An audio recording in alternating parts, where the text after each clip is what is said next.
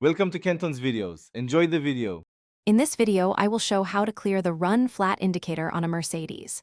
Locate the steering column buttons and turn the ignition to accessory mode.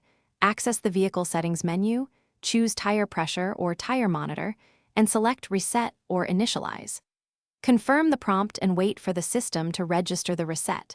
After resetting, drive the car a short distance to ensure the indicator turns off and the system relearns. Start by making sure tires are safe and pressures match recommended PSI values in the owner manual.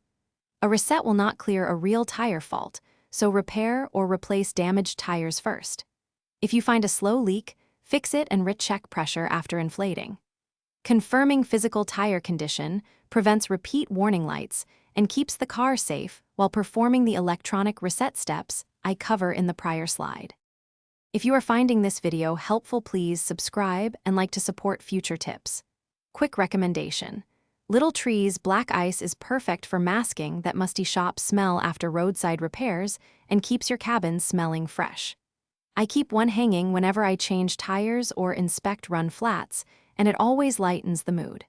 Check the description for the link and other deals. Now let's get back to the video. Accessing the MBUX or instrument cluster menus is straightforward and model-specific. With the car awake, use the steering wheel controls or center screen to open vehicle settings, find tire pressure monitoring, and choose Initialize or Reset Tire Monitor. Confirm when prompted and allow the system time to recalibrate.